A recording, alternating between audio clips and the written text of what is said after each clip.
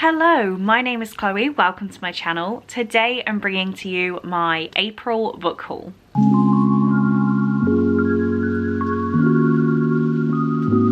We're sticking with the cozy vibes today. I'm in my hoodie, I'm currently live streaming and thought why not bring the cozy vibes to a YouTube video as well. When you guys see this, I will actually be in America and I'm so excited. So actually pre-filming my content has been a lot of fun. Because yes, I'm kind of bulk filming, but the reason I'm doing so is that I'm reunited with Cole again and, you know, obviously that puts a smile on my face. But to get to the actual reason we're here, I have a 16 book haul here to give you, and I don't think that's that bad for me. I really don't, and I swear there are kind of reasons for all of these.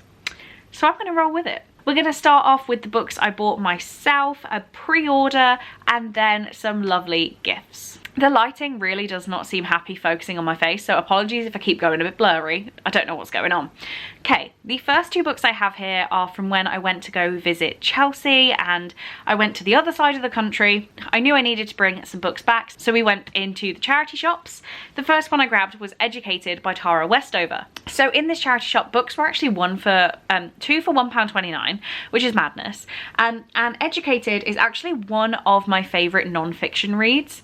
I read it via my library app, I think. I can't actually remember. And I always said that I wanted to find even if it was a bit battered and bruised, I wanted to find a secondhand copy. So here we are, we have Educated, which follows Tara, where she grew up in a family preparing for the end of days.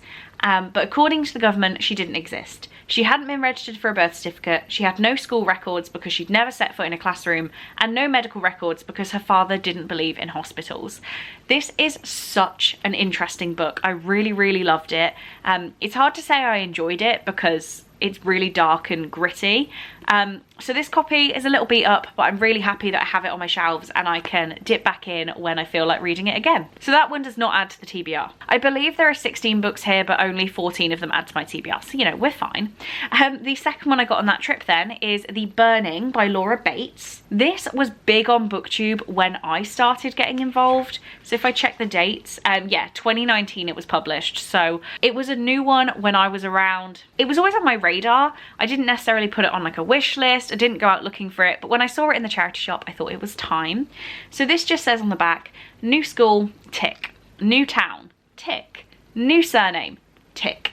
Social media profiles, erased. There's nothing to trace Anna back to her old life. Nothing to link her to the incident.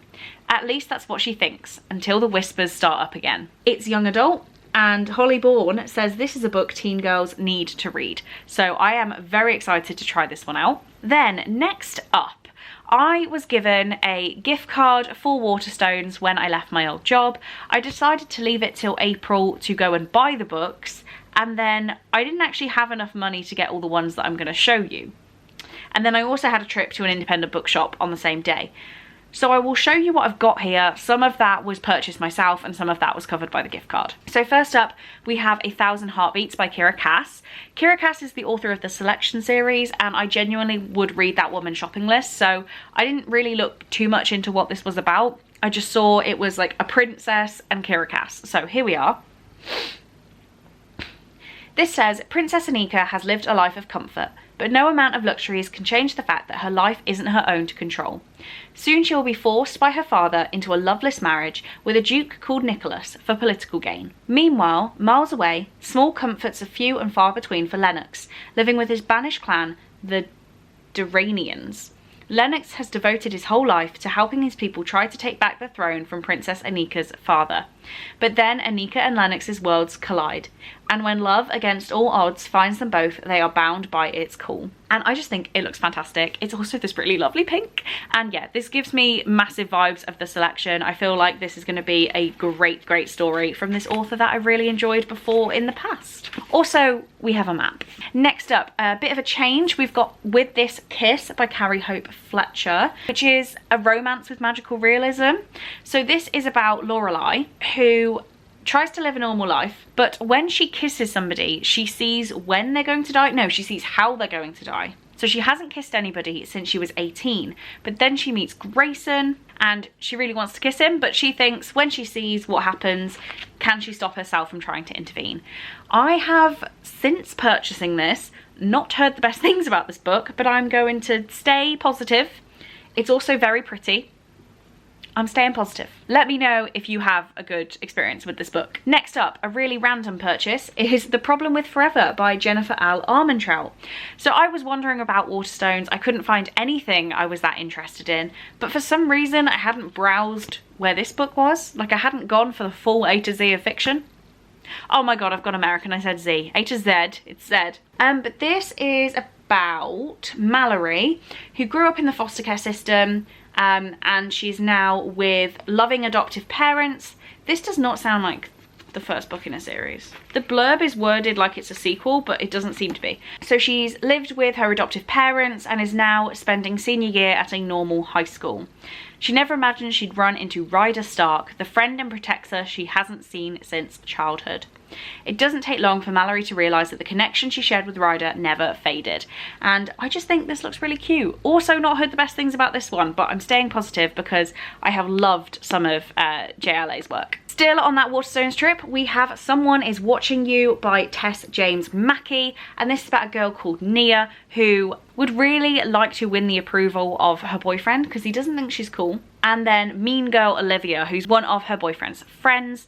So it looks like they go to an abandoned prison and play some sort of dare game where they hide in the abandoned prison. Facing dark tunnels, distant noises and creepy mementos left behind by the incarcerated criminals, it isn't long before Nia and her little sister Kayla find themselves trapped inside. And then Kayla vanishes. Someone is hellbent on making Nia and Kayla the prison's last ever inmates. And I just think this sounds really fun. I am really excited to get to this. There are text messages in here and it's giving me teenage vibes of Destination Fear or Project Fear now, which is a group of guys who do ghost hunting a lot of times in old abandoned prisons, and yeah, it's just giving me those vibes but from a YA perspective, and I'm excited. Next up, a really weird one.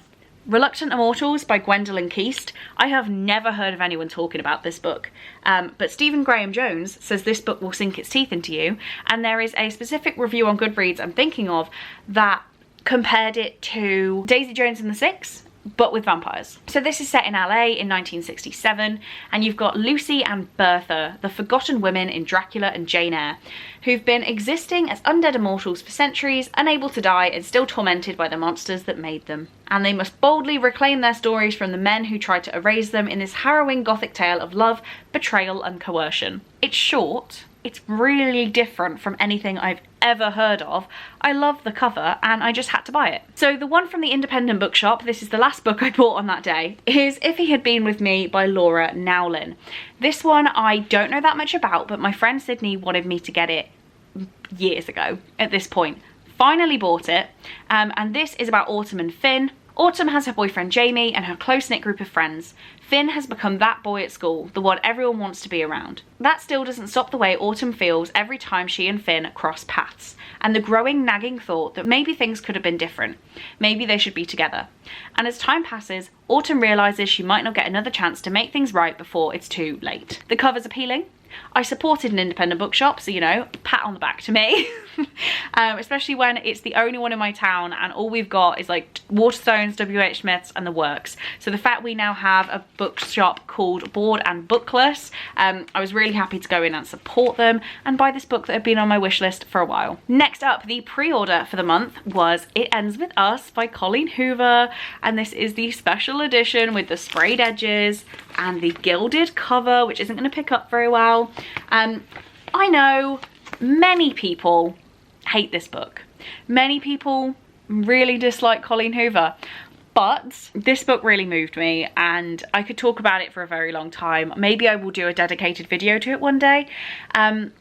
This book means a lot to me, and when I saw they were coming out with a special edition, I had to own it. I just had to. So it's here. I won't dwell on it much longer. I'm sure everyone has heard of this book by now. I'm very happy to own this. Okay, and now moving on to the gifts that I got this month. So first off, we have 3 from the lovely Rebecca. Anyone I mention, of course, links will be down in the description. So these were belated birthday presents, and I was so grateful to get them this month. So first up is Of Curses and Kisses by Sandia Manon. This is a Romeo and Juliet retelling set in an elite boarding school with Princess Jaya Rowe and Gray Emerson. So Jaya knows what she must do, make Gray fall in love with her and break his heart. But much to her annoyance, Gray's brooding demeanour and lupine, is that how you say that word? Blue eyes have drawn her in. As the stars conspire to keep them apart, Jaya and Gray grapple with questions of love, loyalty, and whether it's possible for 2 sworn enemies to find their fairy tale ending. I'm going to say that they do. Very excited to read this one. Then a book that I have heard from many people is just incredibly weird, and that is A Certain Hunger by Chelsea G. Summers. I know really nothing about it. Rebecca said she had it, she was getting rid of it, and I was like, yes please. I will just read, there is a review from BuzzFeed. I wouldn't normally trust BuzzFeed on something like this, but we're gonna read it. It says, a dark, provocative, and wholly incomparable account of sex, food, and other indulgences, marred by just one regret, getting caught. And then Kira Millward Hargrave says, a gory, gorgeous feast of a book. The New York Times says, a love letter to rich food and rich men, and gorging on both with abandon. I have no idea. I'm excited. And the final gift from the lovely Rebecca is Love in the Time of Serial Killers by Alicia Thompson. I have now seen this doing the rounds. I thought this was such an obscure book, and now I'm seeing it everywhere. It says, can true love survive her true crime obsession? So we're following a PhD candidate, Phoebe, who's always been obsessed with true crime, and she's analysing the genre in her dissertation. Then she is, it says, low-key convinced that her neighbour Sam is a serial killer. It's not long before Phoebe realises that Sam might be something much scarier, a genuinely nice guy who can pierce her armour to reach her vulnerable heart. I am genuinely really excited to read this. I think it sounds fantastic. True crime and romance is like my favourite things. Then we had a present from the lovely Emily, who sent me Keep It in the Family by John Mars. I have read 2 John Mars books now, but I'm trying to read more, and I absolutely loved the one. It's like sat right down here. It's one of my favourite books, and I'm really excited to read another of his. So this is about Mia and Finn, who are busy turning a derelict house into their dream home when Mia falls unexpectedly pregnant. But just when they think the house is ready, Mia discovers a chilling message scored into the skirting board. I will save them from the attic. Following the clue up into the eaves, the couple make a gruesome discovery. Their dream home was once a house of horrors. I read What Lies Between Us, and it was so disturbing and like gross. I think this is just going to be fantastic. Then Crazy Mal. Could we ever have a book haul without Crazy Mal? I don't think so. So the first one, I actually have another copy coming my way because this one's a little bit battered and bruised, and Mal wasn't happy with it. So, but as a placeholder, we have Night Film by Marisha Pessel. This I heard Chelsea reading. She made it sound quite interesting to me. I had heard of it before, and I'd basically just heard about the mixed media element that I found fascinating. So I was keeping my eye out for this book, and when Chelsea was reading it, I decided I had to get my hands on it, and Crazy Mal has facilitated for me. So do you know what? I don't actually know what this is about in detail, and I'm going to stay away. I know that it is a thriller, maybe bordering on horror. I've just flipped to this one page that says, whoever you are, you shouldn't be here, get out. So intrigued. We also had from Mal, Vera Wong's Unsolicited Advice for Murderers by Jessie Sutanto. I read Dial A for Aunties, 18 months ago-ish, and really enjoyed it. So this one gives me similar vibes. This is about 60-year-old self-proclaimed tea expert Vera Wong, who wakes up one morning to find a dead man in the middle of her tea shop. And she knows that she'll do a better job than the police possibly could in figuring out who the murderer is. It says, nobody sniffs out a wrongdoing quite like a suspicious Chinese mother with time on her hands. Vera decides it's down to her to catch the killer. This just sounds so adorable. I've heard it is, and I am excited by this one. I think I've said I'm excited by every book, but never mind. So the final book I'm excited about, the final book on my book haul, is See You Yesterday by Rachel Lynn Solomon. I actually just read my first Rachel Lynn Solomon book yesterday and really enjoyed it, so I'm even more excited to read this one. This is about Barrett Bloom, who is hoping that college is going to be a fresh start after quite a miserable high school experience. But then her first day everything goes completely wrong. She accidentally sets a frat house on fire, panics, flees, and then realizes her roommate has locked her out of the dorm, so she falls asleep in the common room. However, the next morning she wakes up to find that she is in her bed, and it is again her first day, September 21st. She has a confrontation with Miles, the guy from her physics class who she had a confrontation with the day before, and finds out that he is also stuck in this same time loop. So we've got a romance, we've got time travel, we've got a college setting. I'm here for it. So thank you again to all the lovely people who bought me gifts this month. You guys are genuinely adorable, and you know that you never need to do this. But those are all the books I hauled this month. I am quite proud of myself, seeing as I had free money to spend. I went and spent it and didn't go that much over budget. So yay for me. Are there any books here that you think I should read immediately? Please do let me know. Any books you'd like to swear me off of, warn me away from them, please also let me know that down in the comments. But for now, that's all I have to say. So thank you very much for watching this video. I really do hope you enjoyed, and I will see you in my next one. Bye.